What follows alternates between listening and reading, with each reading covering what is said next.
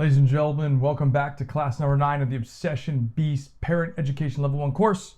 This one should be a little bit quicker, and we're going to be discussing the 3 main developmental training targets that kind of relay with the Beast methodology. So without further ado, let's jump into the class and let's see what's going on with this one. So the question that you need to ponder and really think about is why Beast methodology is 1v1 to 5v5? And that really is an excellent question. But hopefully with the previous classes that we've gone through already, you understand and have a better idea of why Beast is so focused on 1v1 to 5v5, whether that was Class 8, Class 7, or really any of them, to highlight the purpose of the methodology of Beast. Now, it should be basically self-explanatory, but to re-summarize, we have 2 goals that we're trying to achieve, and the first one is the following. 1, mastering the individual game to unleash the beast. And this is so important because if you think about the best players in the world, so obviously this is a bit extreme, but the point is there. You look at like Cristiano Ronaldo, Lionel Messi, Kevin De Bruyne, Mohamed Salah, Erling Haaland, Kylian Mbappe, you pick your player. I think we can come to an agreement that that player is phenomenal. They have mastered the individual game, and obviously they're continuously improving the individual game that they have. And then also improving team-based concepts. However, the premise is that they're so good individually and they're very good in their position and in their role. Now, you're probably thinking, well, Kyle, if they're so good at their role, so using like Mohamed Salah, he's a number 7 right wing, shouldn't my son be trying to master that individual role? And that is a really, really good question, but here's the honest truth. Now, the question you then have to answer is your child a generational talent? Which is, from a probability or statistical standpoint, less than 0.000000000000000000001%, and even smaller than that. So a generational talent, just to refresh your memory, is a Kylian Mbappe, a Endrick, a Vinicius Jr., a Phil Foden. Those are generational talents that are going to be pro at 15, 16, 17 years old and get significant minutes as a very young player. So for almost the entire world, they're not going to be a generational talent. Fair enough to say. However, we can help them develop those individual skills to still create a career out of football by mastering the individual game to unleash the beast. Now, goal number 2 is to develop players that are proficient at decision making. So the only way you can be proficient at decision making is by being a beast individually. Once you have all the tools necessary in your toolkit, then you can then make better decisions. And this is where the second aspect comes into with Beast, with 1v1 to 5v5 training. Now, you might want to remember this, you probably do remember this. U6 to U9 youth soccer players, I asked you this question previously, or at least to think about them. And you can see, or hopefully you remember, they can only understand certain elements.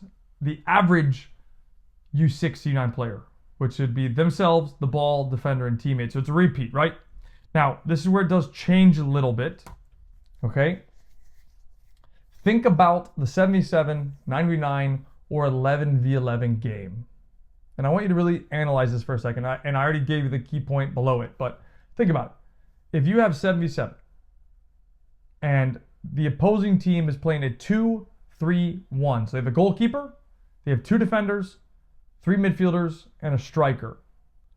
And we play a 2-3-1. So goalkeeper, 2 defenders, 3 midfielders, and a striker. If the ball goes up to our striker, he's 1 versus 2. Because that's the situation. So where you can see it's a 2v1, it'd be the flip side, it'd be 1 versus 2. So the point that I'm trying to make with this is, all over the field, you're going to have a bunch of small-sided play or games, whatever you want to call it or describe it. You're going to have 1v1 somewhere. You're going to have a 3v2. You're going to have a 2v1. You're going to have a 2v2. You're going to have a 4v2. That's going to happen all over the field at every single level, 7v7, 9v9, and 11v11. So we need to create situations that give players maximum repetition. And I've already showed you this once. You're going to see it with greater effect here momentarily. In the 3 main developmental training targets, which are the following. And before I show you them, the point of that is to create the environment that allows players to develop and be proficient. So I'll go back again quickly. Proficient, we want to develop players that are proficient at decision making. Well, the only way to become proficient at decision making would be able to master these three following things, which we've talked about before. So 3 main developmental training targets, which is the main point of this class, are the 3 small-sided game structures per age group. We have our creating a player surplus. In English, if you don't understand what that means, this means creating an overload from even numbers. So if you have a 2v2, you use this to create an overload that would eventually make like a 2v1, or you break that line and then we go and make a 3 versus 2 type of situation. Hopefully that makes sense. Moving to possession. This is keeping possession and primarily done with overloads. It doesn't have to be overloads, but to teach players how to keep possession, the easiest way to do that is through overloads. So having more numbers compared to the opponent. So it would be 2v1, 3v2, because there's always going to be a free player. Now again, there can be some variety to it, but I hope that makes sense. The next one is going to be solving a player surplus. So this is when the team has a numerical advantage or an overload. How do we solve that situation? So it's not just trying to keep the ball, we're trying to play forward with a 3v2 example, or a 2v1, or a 4v3, or whatever the number is. Okay, so if we look at the actual tables that we have, again, creating a player surplus, you should have seen this already, but it's just to re-emphasize it here. You can see that this is creating a player surplus. We have the number of players in the left column. Middle column is the game type, so what number. And then we have the age group. So let's focus on the basically first 3. Okay, so we have first round, 2 players, 1v1, U9 to U11. Let's look at number 2, 4 players, 2 versus 2, U11 to U13. And then the last one is 6 players, 3 versus 3, U13 to U15. Now, before I continue with this, what I want you to understand is there's a small part at the bottom of this table that says the table does not include a goalkeeper in the active situation. The choice is at the discretion of the coach and his session plan, or her session plan. And the point is, this is based on field players. You can add a goalkeeper or 2 goalkeepers to the situation, so then it actually becomes a 4v4 or a 3v3 or a 2v2 or whatever the number is. But the point is, these are field players that we're looking at. Now, I want you to think about, or reflect on rather, like let's look at the first one. Number of players, 2. Small-sided game, 1v1.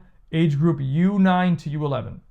Does this start to make a little bit more sense as to what we're trying to achieve and why? These players should get so many reps of 1 versus 1 to try and create a player surplus. That means you have to focus on beating your opponent to then create a 2v1 example. Okay, so hopefully that makes sense. Let's look at the next one. We have solving a player surplus situation. So let's look at the first 3 again. Number of players, small-sided game, age group, those are our 3 columns. Okay, we'll look at 3 rounds. So the first one is number of players, 3. The small-sided game is a 2 versus 1, and it's U9 to U11. Let's look at number 2, 5 players, 3 versus 2, U11 to U13.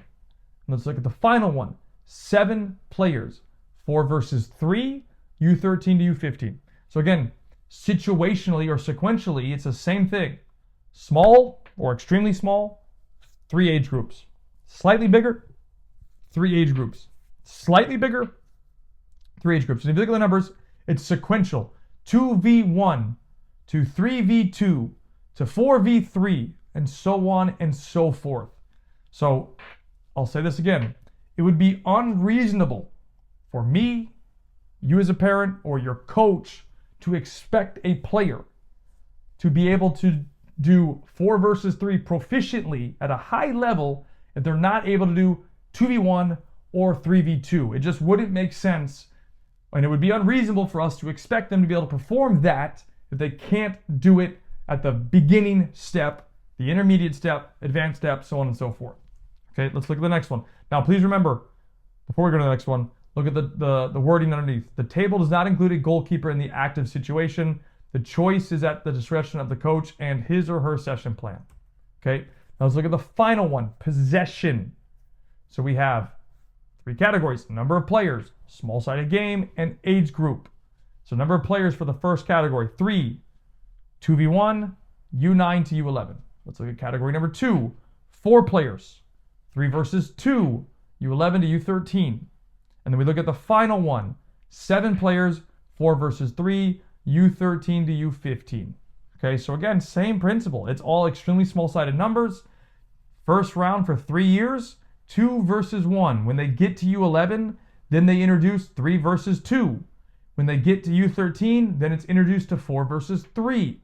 And that is the best long-term development methodology, and this will change people's lives and players' lives by doing this, because they'll get so many repetitions non-stop at this. The table shows, the bottom part here, the table shows the progression of small-sided games using possession in correlation with skill development and increasing number of players. This means an increase in complexity and solutions. Very important for you guys to understand this. Now, it's a lot of information. I hope that makes sense. If you need to take screenshots or review it or go back and play this clip again, please do. This is why it's recorded for you, because it's very important that you understand these premises. And I will say this one more time. It is unreasonable for me, for you as a parent, or for your coach, or for anybody really, to expect a player to be able to learn how to keep possession proficiently without taking the first step, then the second step, then the third step. So the first step would be playing 2 versus 1 to learn how to just fundamentally keep possession of the ball. And doing anything else would be unreasonable for us to expect success or a high level of success or even proficiency. Okay, so just be aware of that. Now, recommendations for this. I wanted to keep it shorter because there's a lot of information that's jam-packed into here. My recommendations are the following regarding the 3 main developmental training targets. And again, we've asked this question now 3 times in a row. Is your child maximizing their time in 1v1 to 5v5 play? Does their current club follow this developmental format? That's important. Are they practicing 1v1, 2v1s in training following the age-appropriate curriculum? Or are they just scrimmaging 7v7 and 9v9 because that's what the age groups show using the US soccer model? And then last question is the focus on long-term development or short-term win at all costs? So this question is about, again, if we're thinking about long-term development, you're going to follow this process. If we're thinking about short-term win at all costs, that means the coach is going to be planning only for the games at the weekend. And you as parents, your mentality will be like, I don't care what training looks like, we need to focus on the game on the weekend. That's not productive to long-term development.